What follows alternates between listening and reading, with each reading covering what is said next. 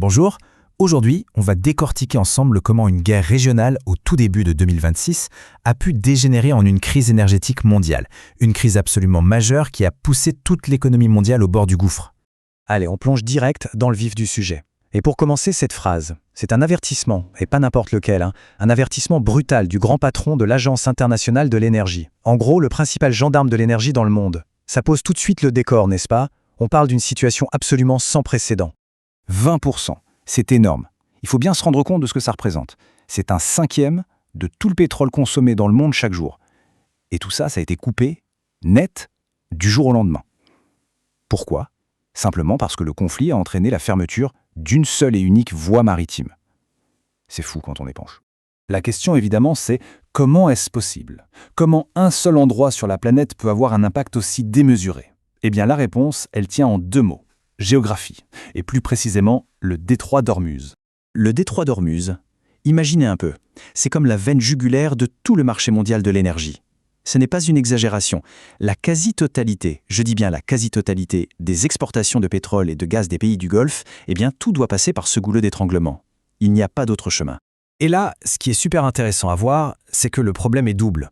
Ce n'est pas juste une crise du pétrole pour faire rouler les voitures, regardez bien. Le détroit d'Ormuz, c'est aussi par là que transite 30% de l'urée mondiale. L'urée, c'est la base de la plupart des engrais. Donc en bloquant ce passage, on ne bloque pas seulement le carburant, on met aussi en péril la production de nourriture à l'échelle mondiale. C'est une double crise qui s'amorce. Et c'est exactement ce qui s'est passé. Début mars 2026, l'Iran bloque le détroit. Et là, sur les marchés de l'énergie, la réaction, elle a été instantanée. Et surtout, elle a été d'une violence rare. Pour donner une idée, le 2 mars, on est à peine quelques jours après le début du blocus, et bim, le prix du baril de Brent, la référence, s'envole déjà à 82 $. Et ça ne s'arrête pas là. Fin mars, le blocus est toujours en place et les prix y continuent de grimper pour atteindre les 110 $. On parle d'une augmentation de 70%. 70% en quelques semaines à peine par rapport au prix d'avant-guerre. C'est juste stupéfiant. Et ce chiffre de 150 $, il montre bien la panique qui s'est emparée des marchés. Les analystes, très vite, ont commencé à dire que 150 $ le baril, ce n'était plus une simple possibilité, mais un scénario très probable si la crise durait encore un peu. Parce qu'il faut bien comprendre, on n'était plus face à une simple flambée des prix. Non, là, on parlait d'un véritable choc d'approvisionnement, le plus grand de toute l'histoire du marché du pétrole. C'était pire encore que les fameux chocs pétroliers des années 70. Alors forcément, avec un tel choc, les conséquences se sont fait sentir partout dans le monde. On va voir maintenant comment cette situation a dégénéré avec des pays qui se sont retrouvés complètement démunis face à la pénurie et à l'explosion des prix.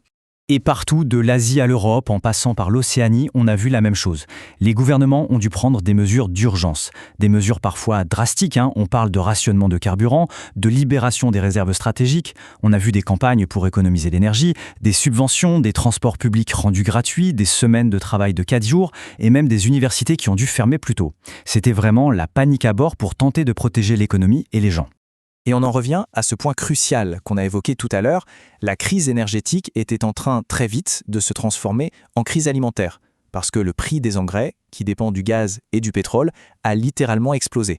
Et ça, évidemment, ça a eu des conséquences directes et à long terme sur les prix qu'on allait tous retrouver dans les supermarchés. Forcément, avec des difficultés économiques qui s'aggravaient de jour en jour, le conflit a pris une autre tournure. Il est entré dans une phase politique beaucoup plus tendue, une phase à très haut risque, qui s'est cristallisée autour d'un ultimatum lancé par les États-Unis. La menace était claire. Le président Trump a dit qu'il détruirait toute l'infrastructure énergétique iranienne si le détroit n'était pas rouvert. Au début, l'ultimatum était de 48 heures, puis il a expiré. Une prolongation de 10 jours a été annoncée, fixant la nouvelle date limite au 6 avril. Mais bon, cette série de prolongations, ça a commencé à sérieusement écorner la crédibilité de la menace américaine. Et si on veut comprendre pourquoi on était dans une telle impasse, il suffit de regarder ce tableau. Le fossé entre les positions américaines et iraniennes, c'est plus qu'un fossé, c'est un gouffre. Sur le programme nucléaire, les milices alliées, la réouverture du détroit, les deux camps n'étaient pas juste en désaccord, ils vivaient sur deux planètes différentes. Alors que pouvait-il se passer? Selon les analystes de Goldman Sachs, le scénario le plus probable, entre 40 et 50%, c'était une nouvelle prolongation de l'ultimatum. Mais attention, le risque d'une frappe militaire américaine restait bien réel, avec une probabilité de 15 à 25%. Et dans ce cas-là, le prix du pétrole aurait pu s'envoler entre 140 et 160 $ le baril. Une situation explosive, au sens propre comme au figuré. Et tout ça, ça nous amène à l'enjeu final, le plus important, l'impact de cette crise sur l'économie mondiale tout entière.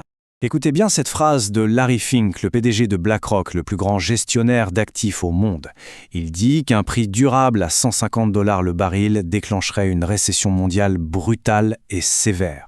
Ce n'est pas une petite prédiction d'analyste, c'est un avertissement très direct sur un risque d'effondrement économique mondial.